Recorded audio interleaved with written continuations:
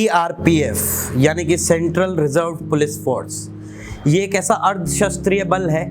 जो कि हमारे देश की सीमाओं को हमारे देश के अंदर और किसी भी घटना से लड़ने के लिए सदैव तैयार रहता है। पर हाल ही में एक ऐसा खौफनाक किस्सा या फिर एक खौफनाक इंसिडेंट हुआ जिसके अंदर एक सीआरपीएफ के जवान ने अपने 4 सहकर्मियों को या फिर 4 दोस्तों को सुबह के 4 बजे या 3:30 बजे गोली मारकर AK-47 से ढेर कर दिया और 3 को बुरी तरीके से जख्मी कर दिया। सीआरपीएफ जो कि बहुत ज्यादा Z+ सिक्योरिटी में यूज होती है और ऐसे एरियाज हमारे देश के जहां पे कोई भी पुलिस फोर्स, कोई भी आर्म्ड फोर्सेस काम करने में एक बार सोचेगी, वहां पे वो ऑपरेट करती है, अपने काम को पूरा करती है और बुरे लोगों के मंसूबों को अंजाम तक पहुंचने से रोकती है। पर आपको पता है 3 लाख से ज्यादा हमारे यहाँ पर एक्टिव कि ये अर्धशस्त्रीय बल की फोर्सेस के बंदे तैनात हैं या फिर ड्यूटी पर हैं। पर मैं आपको ये बताना चाहता हूँ कि कुछ सालों में इनके ऊपर इतना ज्यादा स्ट्रेस बढ़ा, इतना ज्यादा काम बढ़ा कि इनको आराम का समय नहीं मिला है और इनको अपने आप को ट्रेन करके वापस अपने आप को रिबिल्ड करने का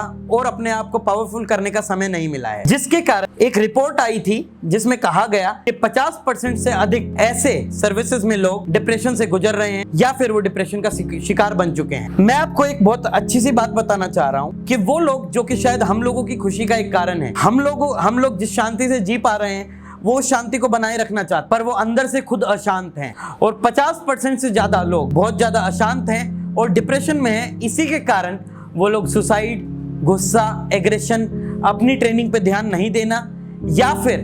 अपने पूरे ऑपरेशंस पे काम नहीं करने के कारण बहुत ज्यादा परेशान है और परेशानी का कारण भी यही है। तो इसी इंसिडेंट का कोई ऐसा खास खुलासा तो हुआ नहीं है, पर पुलिस के मुताबिक ये जो जवान था जिसने अपने 4 सहकर्मियों को गोली मारी, ये उनसे किसी बात पे उसकी लड़ाई हुई थी। हालांकि ये लोग दोस्त थे और लड़ाई का कारण अभी तक पता नहीं चला है, पर जहां तक के अनुमान लगाए जा रहे हैं यही महसूस होता है कि जो लड़ाई है वो डिप्रेशन के ही कारण हुई थी, क्योंकि आप एक समय पे ड्यूटी पे रहते हैं, दूसरे समय पे आप ट्रेनिंग पे रहते हैं। आपको एक मी टाइम नाम की जो चीज होती है जो आपको खुश रखने में काम आती है या फिर आपको अपनी स्ट्रेस से रिलीफ कराती है, वो नहीं मिलती है, जिसके कारण उसने ये खौफनाक कदम उठाया। पहले भी ऐसे इंसिडेंट हो चुके हैं, जैसे कि हमारा एक जवान जब पाकिस्तान की साइड चला गया था और जब वो वापस आया तब वो डिप्रेशन का शिकार हो चुका था।